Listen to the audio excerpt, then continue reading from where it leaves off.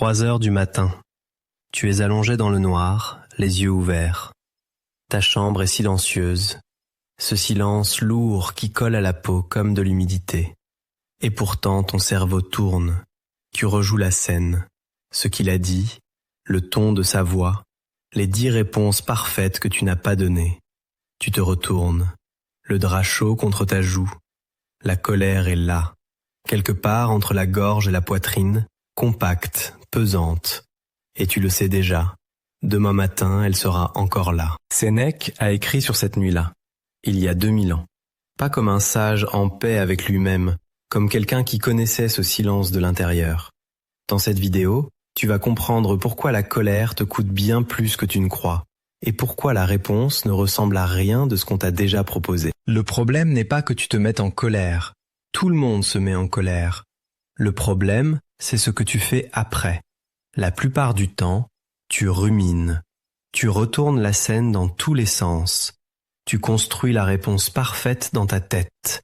Le mot juste, le regard qui l'aurait cloué sur place. Tu serres la mâchoire sans t'en rendre compte. Je sais ce que tu penses. C'est humain. Oui, c'est exactement le piège. Les neuroscientifiques ont un mot pour ça. La rumination prolongée désactive le cortex préfrontal, la région du cerveau responsable du jugement, de la parole juste, de la décision. Plus tu rejoues la scène, moins tu penses correctement. La colère ne t'affûte pas, elle t'aveugle. Et elle le fait exactement au moment où tu aurais besoin de voir clair. Et il y a quelque chose de pire que la colère bruyante. Sénèque l'appelle ira reconditior, la colère rentrée. Celle qu'on avale parce qu'on veut être au-dessus de ça. Le silence qui ressemble à du contrôle, mais qui est en réalité de la colère en fermentation dans l'obscurité. Elle ne disparaît pas, elle grossit, et elle ressort, plus fort. Dirigé vers quelqu'un qui n'a rien demandé. Pense à la dernière fois. Un repas de famille, un collègue qui t'a interrompu. Tu n'as rien dit. Tu t'es dit que tu étais la grande personne dans cette histoire. Et 2 jours plus tard, tu t'es énervé pour quelque chose de complètement différent. La vaisselle mal rangée, une porte fermée trop fort. C'est ira reconditior. Ce n'est pas toi qui t'énerve pour la vaisselle. C'est elle qui parle à ta place.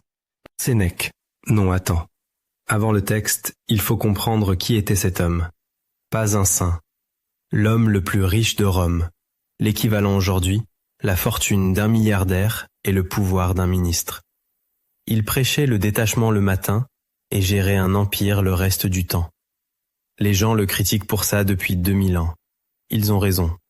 Et c'est exactement pour ça qu'il vaut la peine d'être lu. Il a servi Néron. Néron avait 16 ans quand Sénèque est devenu son précepteur. Sénèque en avait 58. L'élève a fini par lui ordonner de se suicider. Le maître est mort en obéissant. De Ira, sur la colère, n'est pas le livre d'un homme en paix avec lui-même. C'est le livre d'un homme qui essaie encore, à 50 ans, de comprendre pourquoi il n'arrive pas à s'arrêter. Il écrit. Et c'est la phrase que personne ne cite en entier. Omnia aliena sunt, tempus tantum nostrum est. Tout appartient aux autres, seul le temps nous appartient. Ce n'est pas de la gestion de temps, c'est une arithmétique brutale. Chaque minute que tu passes à rejouer la scène dans ta tête, tu te rappelles de cette nuit dont je t'ai parlé, les yeux ouverts dans le noir, le drap chaud, la colère dans la poitrine. C'est une minute que tu prêtes à quelqu'un qui n'est plus dans la pièce.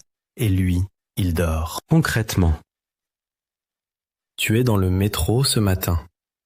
Tu repenses à ce que ton collègue a dit en réunion. Tu construis ta réponse. L'imparable, celle qui lui aurait cloué le bec. Tu arrives au bureau, épuisé d'une conversation qui n'a pas eu lieu. Lui, il t'accueille avec un sourire. Il a oublié. Toi, tu as passé 40 minutes à lui parler dans ta tête. 40 minutes. Mais voilà le détail de Ira que presque personne ne mentionne. Sénèque ne dit pas que la colère est mauvaise en soi. Il distingue 2 choses. Sentir la chaleur monter, ça, tu ne peux pas l'empêcher, et laisser cette chaleur décider à ta place. Sentir, puis choisir. Ce sont deux actes séparés, c'est tout. Sa technique. Une seule. Il l'appelle dilatio. Le report délibéré.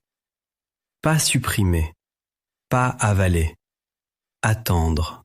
Quand tu sens la chaleur monter, pas quand tu as déjà appuyé envoyer, mais au moment précis où tes doigts bougent, tu poses ton téléphone face contre la table. Tu gardes les mains à plat. Tu attends. 20 minutes. 20 minutes, c'est le temps documenté que le cortex préfrontal met pour reprendre le contrôle après un pic émotionnel. Pas de la philosophie, de la biologie. Sénèque avait compris ça sans scanner cérébral, 2000 ans avant les neuroscientifiques. Et si ça ne marche pas la première fois, c'est prévu. L'espace entre le déclencheur et ta réaction grandit avec le temps. Un jour, cet espace fait 1 seconde, puis 10, puis 5 minutes. La vérité inconfortable.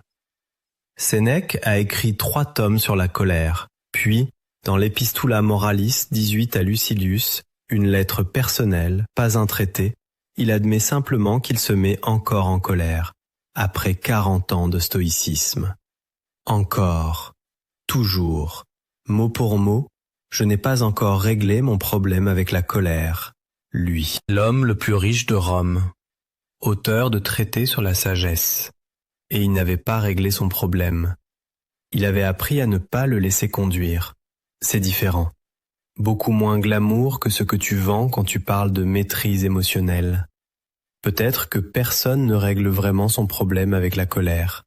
On apprend juste à conduire avec les mains sur le volant, même quand la route est glissante sous la pluie. Sénèque est mort en 65 après Jésus-Christ, dans une villa près de Rome.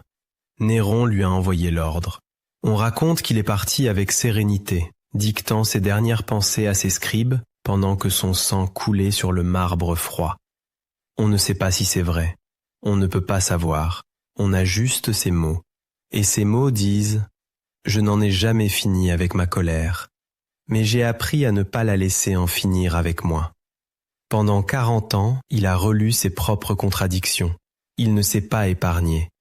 C'est peut-être ça la vraie forge intérieure, ne pas chercher à ne plus souffrir, mais à ne plus laisser la souffrance décider à ta place. Est-ce que tu crois qu'on peut vraiment apprendre à maîtriser la rumination, ou c'est une bataille qu'on mène jusqu'au dernier souffle? Dis-moi dans les commentaires. Et si cette vidéo t'a dit quelque chose ce soir, abonne-toi. La prochaine, Épictète. Un homme né esclave qui vivait plus libre que ses maîtres.